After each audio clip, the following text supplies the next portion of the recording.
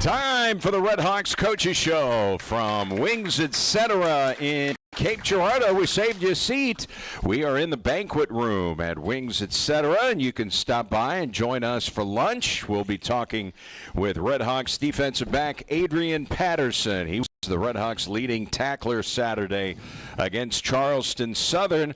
And we want to remind you here at Wings Etc., you have an opportunity to earn rewards, and every time that you order something off of their terrific menu, and that is whether or not you are eating here in-house in the Cape, Jackson, or Dexter location, download the Wings Etc. loyalty app, and that way you get points for all of your orders. You can also get it delivered if you can't make it to Wings Etc., and that will give you an opportunity. They partner with DoorDash, and you can get it delivered right through the app. You get better prices if you do it through the app, so it is something that you definitely need if you're a Wings Etc. fan. It's the Wings Etc. loyalty app. The Redhawks head football coach. We're not into basketball yet. Tom Tukowitz is here. How are things, Coach? Good. Yeah, excited for this weather. You know, last week was so rainy. This week looks like a lot of sunshine, and so we got to have a great week of prep and put this game away, learn from it, but put it away and move forward. 23-17 loss to Charleston Southern, and you knew coaches are the ultimate weather people, especially football and baseball. I mean, they're always looking at the weather, trying to see how things might get manipulated. Baseball coach Andy Sawyers, he has to move start times. You don't have to do that, but you have adjusted start times in the past, so I know you're keeping an eye on the weather. And when you knew it was going to be a rainy Saturday, and it was a first-half rain game, not so much in the second half, I know it's something that you already do with the wet balls. Mm-hmm. Do you do that more on a week where you know that, hey, it's going to rain on Saturday? Yeah, absolutely. You're always prepared for it regardless, but then when it's in the forecast, and it was kind of one of those things that crept in, and then every day kind of got a stronger possibility, and but ultimately that wasn't a rain game. You know, it didn't have much impact on it whatsoever. I was going to say, do you think it affected the slickness of the ball in the first half? Not at all. All right, so this is a team in Charleston Southern that had some momentum. They were coming off a big victory over Eastern Illinois. It looked like they were going to lose. Their quarterback brought them back, and their defensive end, David Pordue, ended up blocking a field goal there at the end of the game, and that came 1 week after they got a road win at Western Illinois. So that's a team that was coming in with a little momentum and a little confidence. Yeah, absolutely. You know, you got to give them credit. You know, Coach did a nice job. They were ready to play and made some critical special teams plays. You know, it was a 4th and 1 stop. They ended up faking a field goal, which led to a touchdown, and then they onside-ed it, which led to a touchdown. Or I think that was a field goal, if I remember right. And then we turned it over twice, you know, and it was all in that first half. So it was just about as bad as a half as you could get, but they made those breaks, and so you got to tip your hat to them. But certainly proud of the way at least we responded. You know, I've been on teams where we would have got blown out, and all those things. So the team responded well, got back in it, and won possession game with a chance to win it, but didn't make enough plays in the end. It was a unique way that they faked the field goal. Their punter, who has not had a good year. He was a preseason All-American. He's one of the best in the country last year. Not this year. He came in ranked last in punting average this year. But he's the holder, athletic kid, and they snap it to him, and he gets up and takes off running. I thought it was a pretty unique play, and probably something that you never saw on film. I'm not sure if they faked the field goal this year or not. No, they haven't, but obviously they saw something from us that they wanted to take advantage of, and so that's the preparation and the detail that his team did, and just like they blocked a field goal to win it, they faked a field goal, you could say, to win this game. You know what I mean? Special teams was a big factor for them and us. So take us through the mechanics of something like that when you yourself decide to call a specialty play, a trick play like a fake field goal or a fake punt or whatever. Is it something that you bring up? Does your special teams coach say, hey, coach, here's what I'm seeing, see if you see the same thing? How do the mechanics of that take place on the sideline? Yeah, every team's different. Here we have unit coaches, so we have a punt coach, a punt block coach, a kickoff coach, kickoff return coach, and then we have a special teams coordinator. And so basically we meet by unit, and that unit coach would bring up, we always have a fake every week. Hey, this is my thoughts this week. We hash it out, usually agree on it. Then ultimately, whether you call it or not, it's, up to the head coach just because of how the impact it can have on the game. In terms of faking a punt, did you think about it in that game? I thought there was one possession where it was, they could fake it here. I don't know if they will. I think we talked about that on the broadcast. You did not. You ended up punting it. But did you have any discussions during the game of running anything special? Yeah, well, we had it in there, and at times it was there. It was just such a tough game that, really, even the fourth down we went, I wish I would have pooched it. It was such a field position, such a defensive game that it was about this game. And so, that's kind of how it works sometimes. Sometimes, hey, offense is struggling, not going to be a lot of points today, so let's pin them, make them drive it. Let's get points off of field position, those type of things. And other times you're like, hey, we got to keep up. We need, because really you fake a punt, that's like a turnover. That's a change of possession. So you consider that a turnover because when we talked to you after the game, you said we had 4 turnovers because you count special teams things as turnovers. Yeah, I mean it is. It's added a possession that wasn't supposed to be there. So that's the power of doing that. But you kind of you live and die by it too. So it's the thing that makes it exciting, but hard to call on game day, and there's a lot go into it. What's interesting is when we talked last week, well, you just watch it on film, you look at the numbers, they do not have a quarterback that they call runs for. I mean, Zoltan Osborne is not your classic dual threat guy. He had negative 20 rushing yards, and he had not run for a touchdown this year. In college, sacks go as negative rushing yards. It's not that way in the NFL. They changed it a few years ago. So he was minus 20, and I'm sure that came from sacks, not from trying to run the ball. So that probably caught everybody by surprise when he took off and ran. Yeah, I think he played well. I mean, that was the most most yardage he's had. And so I think he extended plays and made some of those plays to help his team, win. So really nice job by him. He's a younger guy. And the first time we've seen him to try to understand what he's good at and all those things. And not the first time he was named Offensive Player of the Week today. Not the first time he's won the award. When they went on the road and beat Western Illinois, he was the Offensive Player of the Week. He threw 4 touchdowns that game. So he's a good quarterback that's able to create with his legs, but also a thrower, not necessarily a dual threat guy. All right, your team got Jax Leatherwood.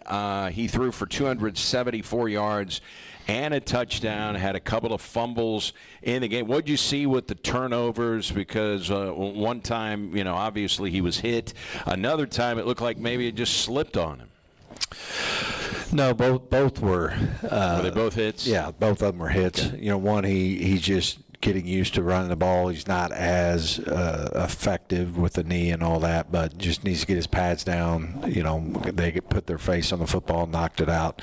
Then one was a 2-minute drive. I didn't see the guy behind him that got the ball out. And so, again, it's just still young quarterback learning how to do all that. But that being said, at the end of the day, you can't turn it over, period. There are no excuses. We can't turn it over, and we're averaging about 2 a game, and so that's why we're losing. That's one of the big reasons, and so we got to figure out how to take that off the film. And it's one of those things that you guys focus on it religiously. I mean, you're hyper vigilant passionate about it, and sometimes it happens. At the end of the day, these are veteran people don't. You know, when you play young players and you're playing a lot of players, these are things that they have to learn by playing. You can't necessarily practice those situations because no one's hitting the quarterback, you know, and so I think it's just reps at it. And we have good ball security, and we just got to eventually it's going to turn for us. You know, we just got to keep working on it. So you're down big at halftime. It's 20-3 at halftime. What was the message to your team, knowing that you're certainly capable of mounting a comeback in the second half, and you did come back? Yeah, I mean, at the end of the day, this is a resilient football team, high-character team. They're not going to just fold. And it was you have to get over the feeling. No one wanted that to happen. No one thought that was going to happen. Now we're here. But if you're thinking about the first half, that's how you have a bad second half. And so you got to get out of the unproductive mindset and into a productive one of focusing on this play, this drive. You know, what do we got to do as a team to get back in it? And that's what I was so happy about. You know, defensively went out. I think the second play of the game caused a fumble, got on the board, you know, kind of got us jump-started there a little bit, and you know, had a chance to win the game when on paper you thought you were going to get blown out. So you get a touchdown with Cole Rubel lining up in a Wildcat formation. How much of a luxury is it that Cole Rubel has taken a ton of snaps in high school? I mean, he's a running back, but we had him on this show. He said he played quarterback. He did everything at Seckman. Yeah, absolutely. No, I think that's being hard to defend, where now the defense has to work on that during the week. You know, and so those are the type of things that we got to continue to create. You know, challenge them to, you know, score touchdowns down there. Can't just kick field goals and expect to win games, and there's been an improvement there. Fourth down, any question in your mind, we're going for it. Yeah, no question. I mean, the game itself, but just in general, as a coach, you can't kick your field goal right there. I mean, you just don't have any kind of confidence in your team, you know. Cole Rubel, you know, I don't know what his snap number was going to be if everybody was healthy. We didn't talk about it last week on the Coaches Show. We didn't know about it until we saw Peyton Brown. You know, he's in a walking boot, and he had a little cart for his leg, and he was on the sideline. He looked, you know, like somebody stole his dog. He was certainly disappointed about not being able to play, but you were down one of your best rushers on Saturday. Yeah, no doubt. And it's just heart-wrenching. You know, AP went through this. You can ask him about it, but he lost last year because of an injury, and it's just tough to go through that. Peyton will be out for the rest of the year, and no one thought that was going to happen, and we have 13 other ones just like him. I mean, it's just really tough. We have 4 seniors that will never play again, you know, and you just think about, man, they dreamed about their senior year, and now, you know, it's in this situation. So you got to deal with all of the frustrations injuries present, but it's the thing that once you get older you'll appreciate about the game of football. You know, it'll teach you so much about life, because that's how life works. You know, it's not fair. You're going to get an injury. You're going to get a sickness. You're going to get a diagnosis that's not fair, and no one cares. You know, and you got to right foot, left foot through the storm and find a way to accomplish your responsibilities every day, regardless of whether or not you're winning on Saturdays or you're in a bad situation in your job or whatever it might be. You got to still show up, put the work in, people counting on you, and you need to do that regardless of the results. So clearly, in a situation like that, players look to their leader. You are their leader, but you also want there to be players on the team who are leaders in scenarios like that. And I know you have groomed your roster so that will be the case. Yeah, you know, I think it is tougher as these rosters are so they change over so much that's tough.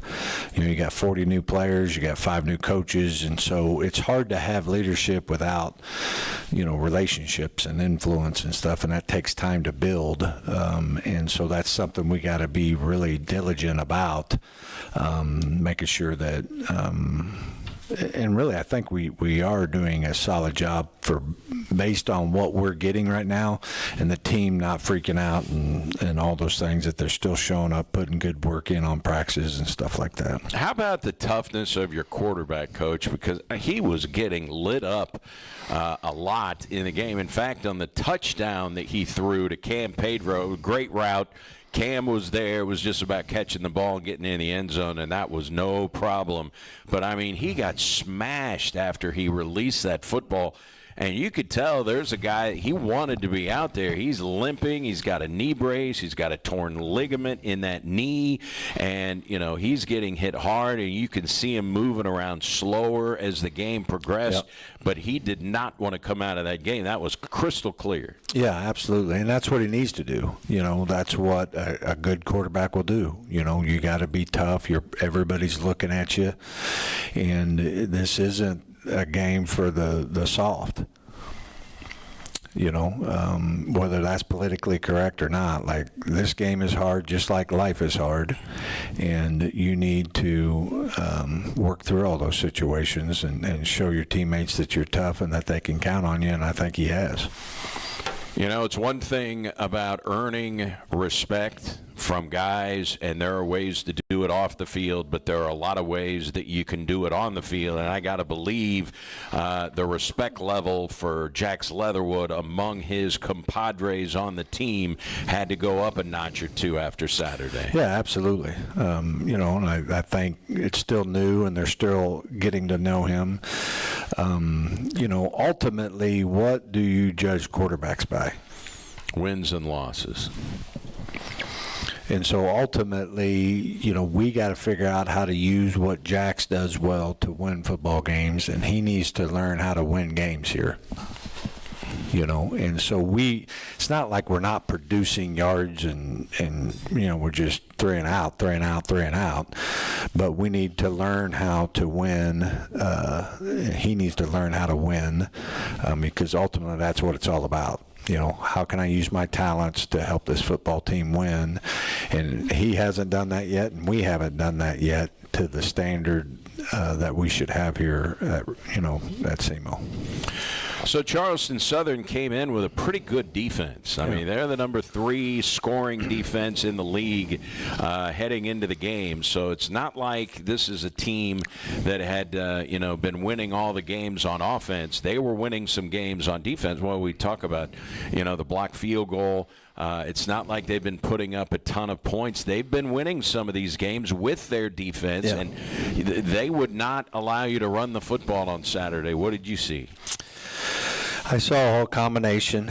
Really frustrated with the lack of being able to run the ball. I think they did a nice job. I think that we didn't have a good plan, and our players didn't execute it very good. So I think that's a bad combination. Just a very disappointing day. And not that Charleston Southern, they did do a good job, but we had a big piece of that performance. And so it's unacceptable. And really that's the thing. Like, everything gets better when you run the ball. If you're throwing it 50 times, you're going to turn it over twice. Bad things are going to happen. Penalties are going to happen. You're going to get behind the chain. I mean, everything gets harder when you can't establish the run game and the line of scrimmage. We got 4 of the 5 new starters in the O-line. We got new scheme, new coordinator. There's just a lot of new there, and we haven't been able to put it all together. But we're here now. We've been working, we've been practicing, they've been playing. Like, we got to get it going. And so, this week it better look better. I don't know what, And at the end of the day, it doesn't need to go from, hey, we're now rushed it for 300. We need to see progress, because if there's no progress, you have no hope. If you have progress, then we can like, hey, we can build on this and all that. And so that's the plan. That's the challenge. The offensive coaches are all on board trying to do their part. And we got to find a way to be successful in the run game. Games are not played on paper. We know this, but when you just look at the numbers, Gardner-Webb, who is your opponent today, last in defending the run. They're giving up 200 yards on the ground per game.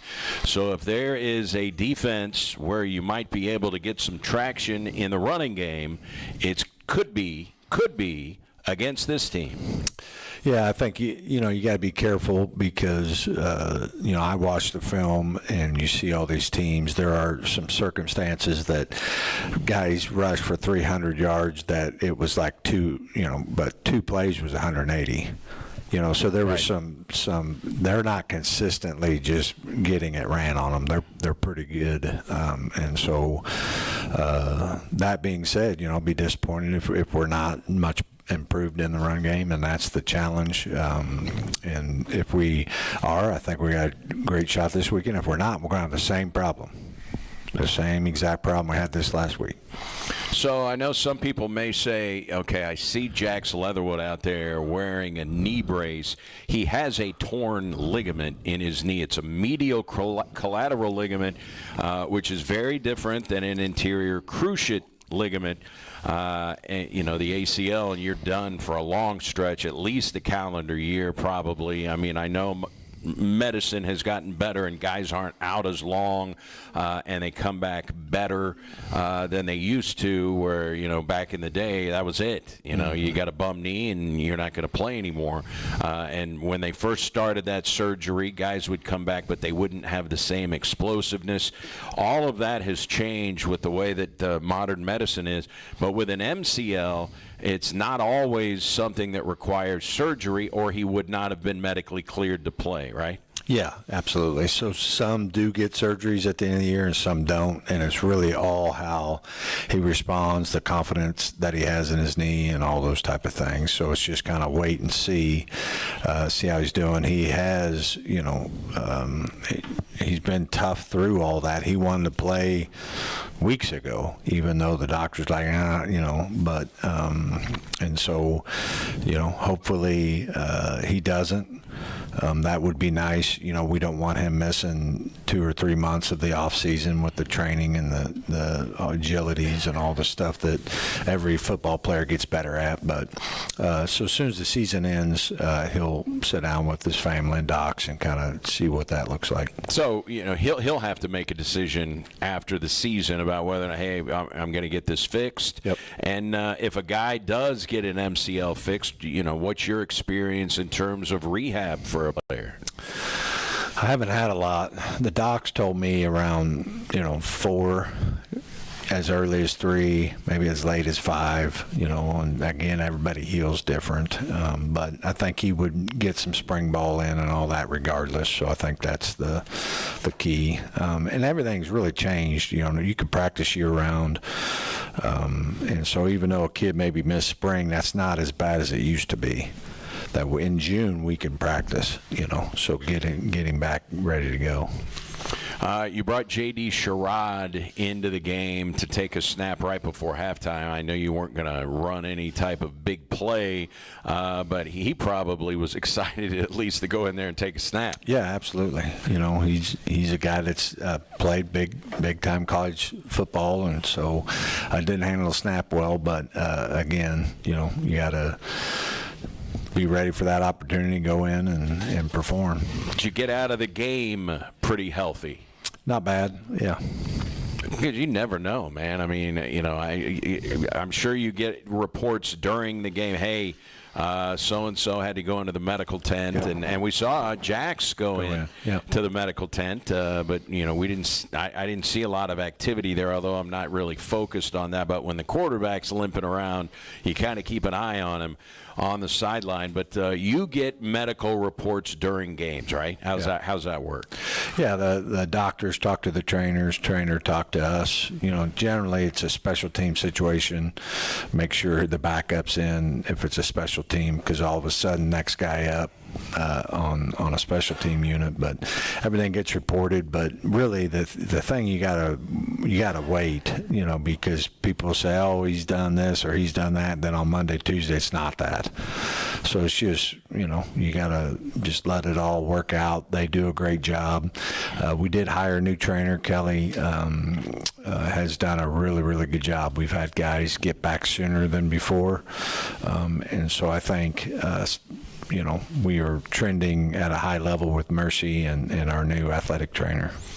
All right, there was a spot in the game, I think it was the second half, where we were watching you and you made a beeline all the way across from where you were toward the west end zone, and you went over to where the defense was sat down, and you, it appeared, had a pretty good heart-to-heart with the defense. Did we see that right? Yeah. I mean, I think, that's not that uncommon. Okay. Yeah. Anything you want to, I mean, what do you say in a situation? Are you trying to fire everybody up? No, I mean, you're trying to meet the situation with what it needs. Everybody doesn't understand, like, hey, do I give a fired up halftime speech or do I calm them down? Like, you can't be the same person. You have to meet the situation with what it needs. Sometimes they need an ass chewing. Sometimes they need a pat on the back. Sometimes they need a little motivation. And so that's what a coach, it's like a parent. You got to meet the situation with what it needs, and that's what's hard about it, is to have the wisdom to step back and analyze it and have good awareness of the situation, because I've seen a lot of coaches make situations worse. No matter how bad it is, you can always make it worse. And so as you get older, you learn how to try to meet that situation with what it needs. But I'm still human and jack it up all the time. But I'm very thankful of our defense. I'm thankful for AP. I know we're getting ready to learn a lot more about him and the man he's becoming, the player he's becoming. We switched him from corner to safety. That was one of our moves. Defense, we kind of started getting better about the middle of the year. One of those moves we made several, was we tried to get AP to be, a corner. Sometimes you could play really good and have a real quiet day. But at safety, you're going to make tackles, you're going to be around the ball a lot more and stuff like that. And we needed some more production from safeties, and he was very unselfish. He went in there and is really starting to play well. He never balked. He never told me no. He was all about it, and the defense and the team's now performing better because of that. Trell Riley is a guy who you moved. He's always corner, but yeah, he started playing more. He started. Okay. Yeah. So you moved him in, but he went up to number one. Yeah. All right. And when guys are playing well and get elevated on the depth chart, that would seem to be a huge motivator for a player and other guys. Yeah, absolutely. I mean, I think secondary was a weakness, and now they are playing their best football. I really believe in that. They're not there yet, and they still got things they got to work on. But all those guys are playing much better. They're being more coachable, all those things, and so just really proud of them.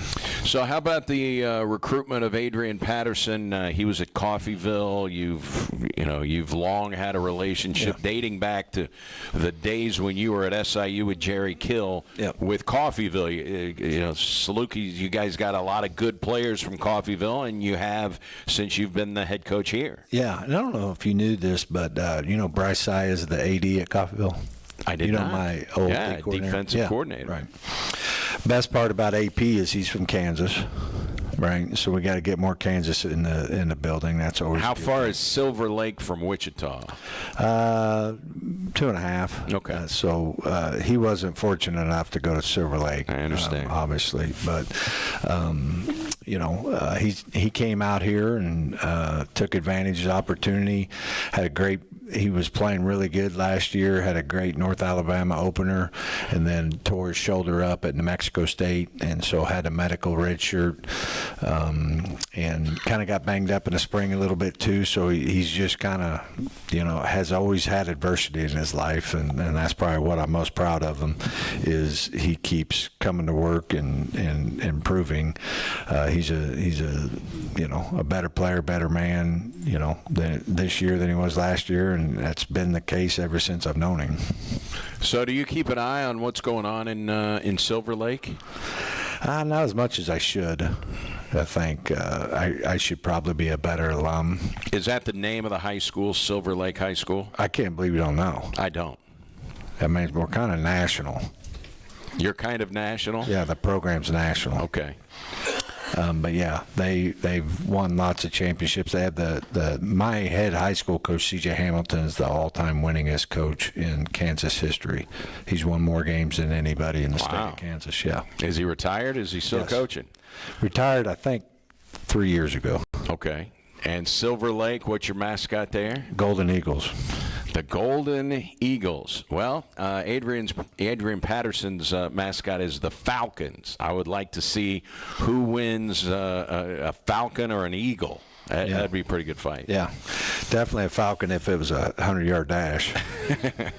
All right, we'll ask Adrian Patterson about that when we come back. He will join us on the other side. Don't forget, the Redhawks will be in Boiling Springs, North Carolina Saturday. That's a 12:30 kickoff with the Gardner-Webb Bulldogs. Adrian Patterson from Kansas will join us when we come back. It's the Redhawks Coaches Show on SEMO ESPN.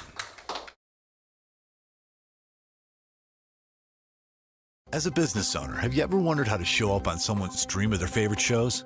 Want to throw a net over the competition and catch relevant potential customers? Let us help. We're creative, ruthlessly efficient, and ready to set up your advertising game with digital options. Don't be scared of the future. Embrace it and use it to your advantage. Visit maxdigitaladvertising.com and get in touch with Tommy, a local rep ready to make a connection to help your business grow. That's maxdigitaladvertising.com. Let Max Digital maximize your advertising dollar with digital. Does having a game on the TV make a sports bar? Wings, Etc. in Cape and Jackson beg to differ. They take their sports bar status seriously. Wings, Etc. is the host of the SEMO Coaches Show every Monday from noon to 1. You can watch SEMO away games at Wings, Etc. Plus, get lunch specials and daily specials like 69-cent wings on Monday, 59-cent shrimp on Wednesday, 69-cent boneless wings on Thursday. Plus, they've got free Wi-Fi and a full-service bar and craft beer. Wings, Etc. The definition of a sports bar. Your business's local SEO health is more important than ever. That's how customers find you instead of your competition. Max Digital is the local digital marketing HQ and your expert to help your business achieve SEO excellence. If you need some help, request a free SEO consultation. We'll quickly pull an SEO report card for you and provide you with ideas to improve for free. To schedule, visit maxdigitaladvertising.com. Let Max Digital maximize your advertising dollar with digital.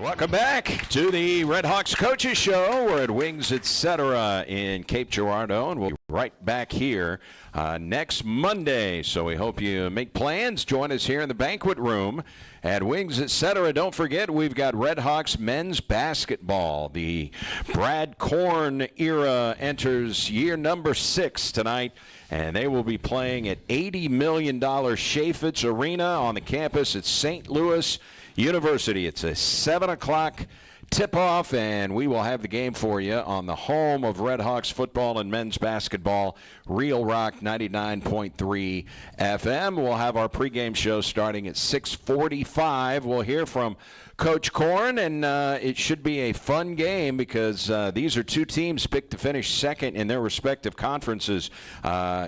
St. Louis University, they've got a lot of guys in the transfer portal, and they will be very good. Picked to finish second in the Atlantic 10, so they're expecting big things. And, of course, the Redhawks, the reigning OVC champs. Want to remind you that in addition to their award-winning jumbo wings here at Wings, etc., they have a full and detailed menu, and it is delicious, and that includes their freshly made burgers. They have wraps at Wings, etc., subs, quesadillas, entree salads.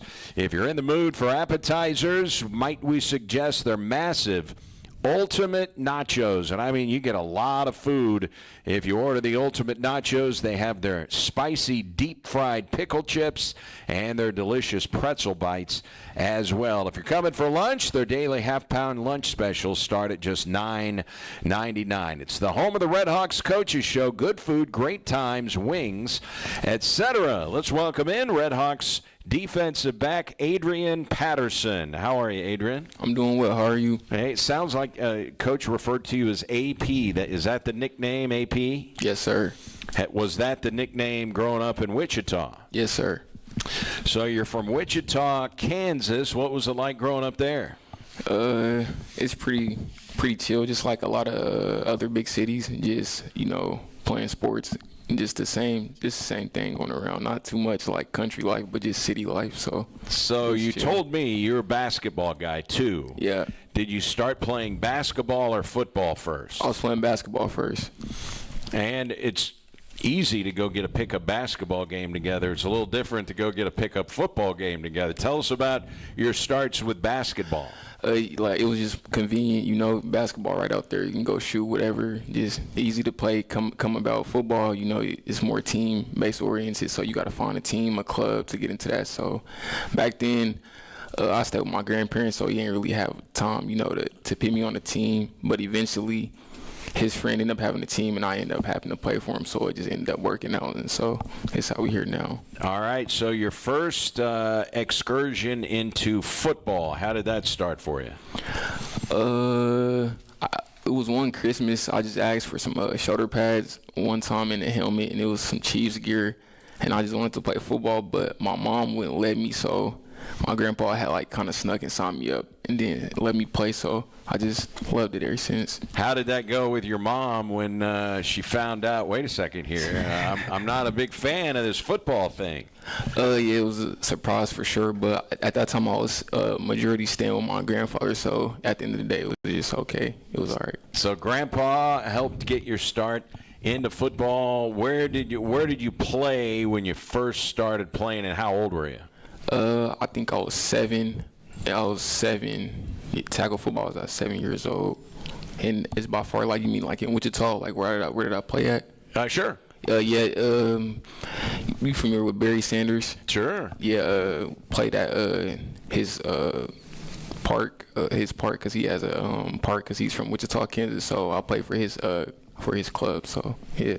Star at Oklahoma State University after his days in Wichita. So you went to Wichita Heights High School. We mentioned the Falcons. Talk about your days playing for the Falcons. Oh, those days was good. Those was a lot of good times there. A lot of good people there. A lot of just a good environment. Loved it. What was a Friday night like for home games under the lights?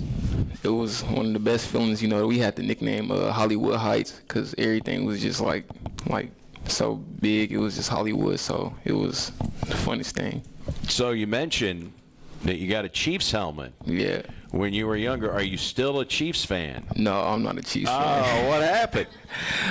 I don't know. I just ended up liking the Cowboys. I don't know why though, but no, I'm not a Chiefs fan. All right, so you're still a Cowboys fan. Yeah, I'm still a Cowboys fan. They play tonight. Yeah. At home against the Arizona Cardinals, and we hear that the backup quarterback is probably going to play for Arizona, but we might see Kyler Murray a little bit. They said they may have a couple of packages for him. He's nursing a a foot injury, but the Cowboys look really good on offense. It sounds like they could use you on defense. Yeah, that would be a huge blessing. You know, we got Ryan Flournoy out there too, so that's gonna be good to watch. How cool is that? That a former Red Hawk plays for your team? It's crazy. It's kind of like unbelievable seeing it. Like, it's just crazy though. It just show you like dreams do come true and it can happen. All right, what are the Cowboys going to do at the trade deadline? You're going to get some defensive help. That's what they need. They need a little help on defense. Yeah, probably. That's probably where we're going to go for, defense.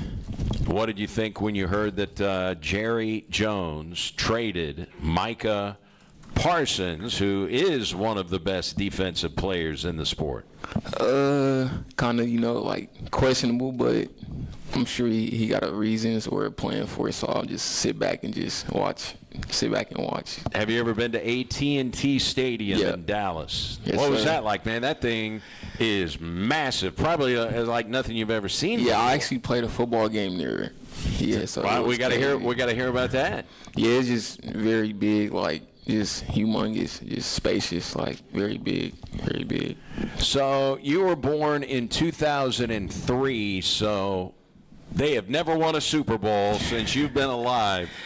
You're hoping, is this the year? Dak's playing pretty good. Yeah, we'll see postseason, really, but yeah, I hope this the year. I'm going to say it's the year. So, yeah, I think this is the year. Did you ever think that you would be in a football stadium as massive as they've got down in Dallas? Nah, never. So, did you grow up as a Wichita State Shockers fan? I mean, I know it's basketball, and KU really hasn't been a big, successful football school, although they're much better now, and they just got a big endowment, this big, multi-million-dollar donation, so I think that's going to help their football program. Obviously, their basketball program is, the elite. They're a blue blood program. Who'd you root for growing up? Always love for the hometown Wichita State, and like I said, they had that Final Four run, so it was definitely Wichita State and like coming up. But like you said, we didn't get a chance to have the football team, so it was more like K-State and Wichita State, like just going back and forth football, basketball. So K-State, yeah. Really? Have you been to have you been to Manhattan? Yes, sir. Okay. So in terms of the state of Kansas, when the first time you talked to Tuke, did you already know that he was a Kansas native, or did he tell you about it? No, they told Coach Kuhn actually had told me. Then I had talked to Coach Tuke. Then he had told me. So it was. We had another coach that was from Kansas too. So we had quite a few coaches from Kansas. So. Yeah. How about Coffeyville? What was it like playing at Coffeyville? It's way smaller than Wichita, so it was just a different adjustment, and it was just super gritty. So, but it was fun. I enjoyed my time. I definitely glad I got to experience that. Adrian Patterson is our guest now. Last year, it was only you got to play in 2 games. Yeah, that was it. Had you ever been hurt before? No, that was my first real big injury. So it was a shoulder. Tell us about it. Just exactly what happened. Did you have surgery? What was the rehab like? What all went down when you injured your shoulder at New Mexico State? Second quarter. It was in the end zone, wasn't it? Yeah, end zone. Yeah. Fade ball. I hit the ball, fell on my shoulder, rolled. I actually didn't feel it until I had got up. I was trying to celebrate, raise my arm, but then my arm was stuck. So then they just told me to take a knee. Then he popped it back in place, and then next few weeks we were kind of iffy what we were going to do. I was trying to get back to play, but just my body wouldn't let me, so we just decided to go with the red shirt. And then I got surgery a few weeks later. The rehab process, it was tough, but Coach Tuke did a great job of just being there for me, just, you feel me, making me feel comfortable, just helping me get through it, and just knowing it'll be all right in the end. So it wasn't a collarbone. Was it a dislocation, a separation? Yeah, I had dislocated it, and it had tore my labrum in my shoulder. Well, the surgeries on labrums, I mean, pitchers tear their labrums and come back now. So I know the medical technology is terrific. Sometimes with those dislocations, too, you're more susceptible in the future for it to happen again. How is the shoulder held up for you? My shoulder really held up pretty well. I've been playing with no brace or nothing like that, just staying on top of the rehab. So just the surgeon did a great job with that. I don't know if it was anything close to what Bryce Norman ended up having to play, but he was wearing a full brace there. You don't have to do that. Can you imagine having to wear a big brace like Bryce did? Yeah, nah, I couldn't imagine doing that. How about the first time, and this is after your rehab, that you had to either hit a dummy or hit someone on the field, and it had to be that shoulder? And I'm sure you were thinking about it before you ever had to do it. Yeah, for sure. Like those first couple of days getting back was kind of like timid, not scared, but just timid, just knowing that you had that injury in the back of your head. So, but I just had to dive in there and just do it. Like, if it hurt, it hurt. If it don't, it don't. So I just had to do it. So the first couple of times, or a few times, that you had to use the shoulder and everything was good, that probably, okay, I can get past this mental block, and now I'm starting to trust things. I would think maybe confidence goes up the more that you use it and there's no pain. Yeah, for sure. For sure, confidence goes up, for sure. So when the doctors were talking to you about the rehab, and tell us a little bit about the rehab, what did they say to you? Did they say that, hey, everything's going to be fine, it's nothing that's really going to linger? Take us through all of that. Yeah, they basically told me everything would be fine. I think they told me it was like 6 months, but I got back sooner. I got to do spring ball. Like, I got to play in the spring game. So, yeah, they just told me rehab would be about 6 months, depending on, like, everybody's bodies work different. So mine was healing pretty fast, so I got to come back faster. So, yeah, it was no major difficulties with the rehab process or not, just staying on it. So at Hollywood Heights, how much corner did you play, and did you play much offense? Because the really good players usually play both ways.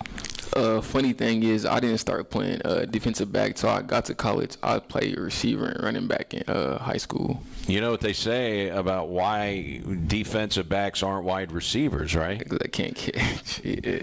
You buy that? Ever since I'm on the DB, it kind of been iffy, but yeah, that's a fair saying. It's a fair saying. All right, so you had, I think it was you had 9 tackles in the game on Saturday. What was the change for you? I mean, how big of a change is it to go from corner to being a safety? Different responsibilities. Yeah, the biggest thing with corner and safety is just like the mental ability, like motions, checks. Just you seeing the football field from a different perspective than you would as playing corner. All right, and your tackling ability, it's on display a little bit when you're a cornerback. It's on display a lot when you're a safety. Would you agree with that? Yeah, for sure. Like corner, you don't really too much get action in the run game, but at safety, it's like there's no running from it. It's right there in front of you, so there's no hiding from it. So when you are a defensive back, more often than not a corner, how short of a memory do you have to have? Because I don't care how good you are. I mean, Deion Sanders in his prime would get beat on occasion. How about that? How about psychologically, you got to put it behind you and go on to the next play? Can that be tough sometimes? Yeah, it can be very tough. But our coaches always preach that, like, even like in the off season, like, don't be so much caught up on outcomes. Just focus on the process. Like, why did this happen? How can you change it? And just work on that and just move on from it. Why is it hard for some guys who are defending on a pass play to turn and look for the football? You see so many, in the NFL, guys, if they would turn around, they probably could get an interception. Why is that so hard? I would say it's the panic factor, just so much going on in your head, and that happens in the snap of a finger, so it's just hard to process all that. So I would just say the panic factor. All right. Also, when a ball is coming to somebody, their eyes Get big. will get bigger. So what do you see in terms of if you're covering somebody and you're watching them and you see their face and you see their eyes? Is that an indication? Here it comes. Oh yeah, for sure. I mean, you probably got about half a split second when they eyes get big before the balls get there. All right, so you make a play on a guy, or the guy makes a play on you. How much jaw jacking goes on between wide receivers and DBs? A little bit. It's a little bit for sure. But our coach, A little bit. Our coach keep us cool. Just keep it about football. Because at the end of the day, you don't want to beat SEMO getting a stupid penalty or something like that. And it's always the second guy that gets caught. So, yeah. So if you get a penalty that the coaches are not happy with, what's that like on a Monday or Tuesday the next time you get on the field? Oh yeah, definitely let you know that you're in the wrong and to just not do that. Not to do that. You feel me? We're not that type of people. We got better character than that. So just fix it and just don't let it happen again. How many times are you getting ready to go to practice and man, we're running today? I mean, we got tough practice, so we know what's coming with it every day. We kind of practice hard so we can get to the game. It's not like nothing different. All right, you're getting ready to head to North Carolina. You ever been to North Carolina? Never been to North Carolina. What's the furthest you've been away from Wichita, Kansas? Probably. I don't know. It was farther, either Florida or Cali. Okay. Different coast, so yeah, probably one of them two. All right, we're in Florida. I went to Kissimmee, Florida. Kissimmee, now that's not far from where Slade Dollar's from. He's from Naples. Yeah. Kissimmee, that's where Disney World is. Yeah, it's Disney. Yeah. Did you go to Disney? Yeah. All right. Now, California, Disneyland is out there in California. Did you go to Disney? I didn't go to Disneyland. All right. What'd you do in Cali? I went to L.A., just tourists. I got family on the West Coast, so we all just went up there and just had a good time. All right. So it's going to be a 12:30 kickoff. Coach Tuke loves the early kick times. He doesn't like laying around in the hotel waiting for a late start time. How are you in terms of, hey, let's play it earlier in the day? How are you with a 12:30 kickoff on Saturday? Yeah, I like that. It's like kind of get straight to it. Plus, we're a morning team, so we up early all the time anyway. So I like it early too. What's your earliest class? Any early classes? No, my class starts at 12, so I don't really got early class. Okay, so when you guys have an early morning practice, what time do you get there? I'll probably get to the facility to get taped around like 6:20. Okay. Yeah. All right. Were you always an early riser, or was this a shock to the system? I would say like just practicing kind of different. I usually practice in the afternoon or like around 3. But we just transformed to a morning team, so yeah, it was kind of new, but it wasn't nothing too bad to adjust to. Boiling Springs, North Carolina. Did you know that's where Gardner-Webb was located? No. I didn't think so. It's only the second time SEMO's ever played Gardner-Webb, but you're 1-0 against the Bulldogs. Adrian, stay healthy for the rest of the year, and we thank you so much for your time. Appreciate it. Best of luck. Adrian Patterson. Appreciate his time. Coach Tuke back for a final word about the Gardner-Webb Bulldogs, their opponent coming up on Saturday. It's the Redhawks Coaches Show on SEMO ESPN. Does having a game on the TV make a sports bar? Wings, etc. in Cape and Jackson beg to differ. They take their sports bar status seriously. Wings, etc. is the host of the SEMO Coaches Show every Monday from noon to 1. You can watch SEMO away games at Wings, etc. Plus, get lunch specials and daily specials like 69-cent wings on Monday, 59-cent shrimp on Wednesday, 69-cent boneless wings on Thursday. Plus, they've got free Wi-Fi and a full-service bar and craft beer. Wings, etc. The definition of a sports bar. As a business owner, have you ever wondered how to show up on someone's stream of their favorite shows? Want to throw a net over the competition and catch relevant potential customers? Let us help. We're creative, ruthlessly efficient, and ready to set up your advertising game with digital options. Don't be scared of the future. Embrace it and use it to your advantage. Visit maxdigitaladvertising.com and get in touch with Tommy, a local rep ready to make a connection to help your business grow. That's maxdigitaladvertising.com. Let Max Digital maximize your advertising dollar with digital.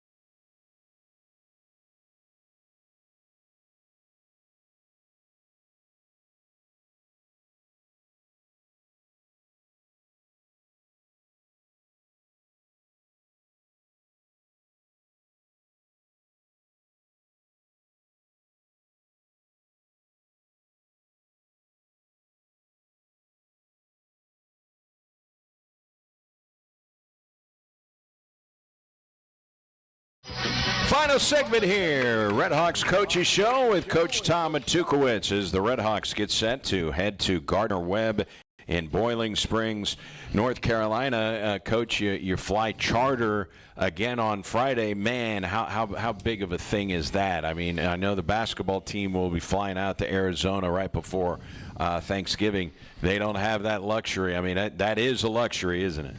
Yeah, absolutely. I mean, it's not like an option. It's not like we're going to hop on Southwest.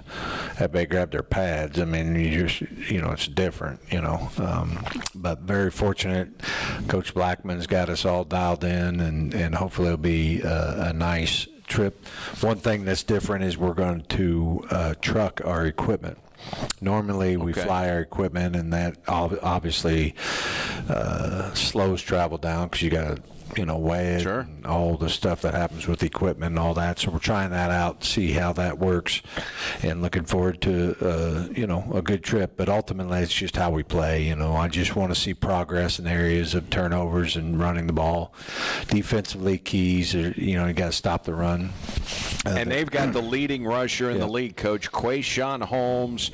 726 yards. He's averaging about 5 yards a carry. Yep, and so we'll be challenged. So far we've gotten a lot better at stopping the run.